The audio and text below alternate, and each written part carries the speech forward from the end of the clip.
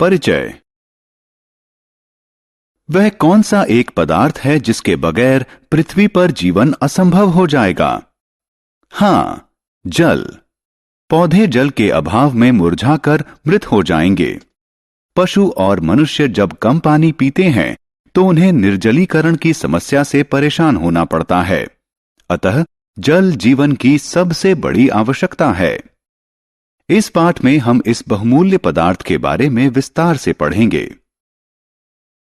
उद्देश्य।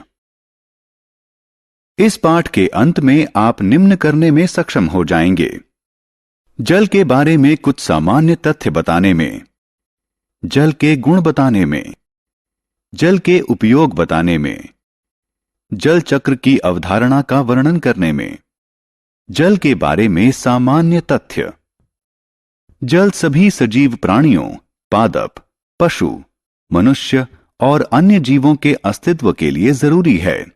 यह नदी, तालाब, समुद्र और धारा के रूप में पृथ्वी के 70% हिस्से में मौजूद है और इसी कारण धरती अंतरिक्ष से दिखने पर नीली दिखाई देती है।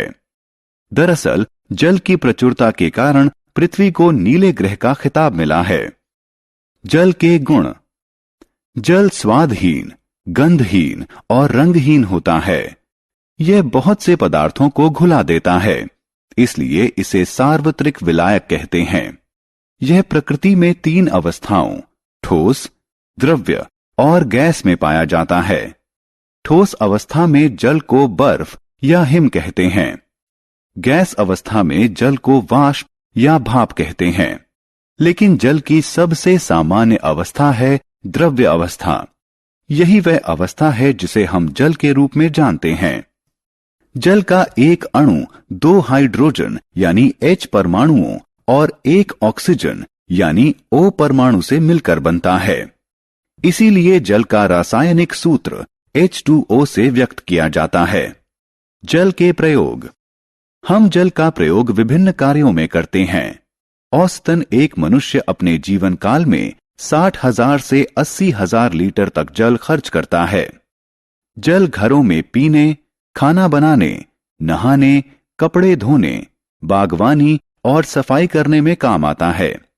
सिंचाई की सुविधा से कृषि उपज बढ़ती है और विश्व की बढ़ती जनसंख्या के लिए आवश्यक अनाज उपजाने में सहायता मिलती है। सिंचाई मौसम के उतार चढ़ाव के समय में सुरक्षा का काम करती है। जल का प्रयोग उद्योगों में भी शीतलन की प्रक्रिया में होता है। यह बहुत से उद्योगों में विलायक के रूप में काम करता है। इसका उपयोग बिजली उत्पादन में भी होता है। इसके अतिरिक्त मनोरंजन गतिविधियों जैसे तैराकी, मछली पकड़ना, नौका दौड़ एवं दूसरी जल क्रीड़ाओं में जल का उपयोग होता है। क्या सारे जल पीने योग्य होते हैं? पृथ्वी पर उपस्थित 97% जल खारा जल है। अतः यह गृहवासियों, कृषि और उद्योगों के उपयोग के लिए सुरक्षित नहीं है। बाकी बचा 3% जल स्वच्छ जल है, जिसका 2/3 हिम नदियों और ध्रुवों के कोटरों में हिम के रूप में जमा हुआ है। इसका अर्थ है कि पृथ्वी पर उपलब्ध कुल जल का 1% ही हमारे उपभोग के लिए उपलब्ध है।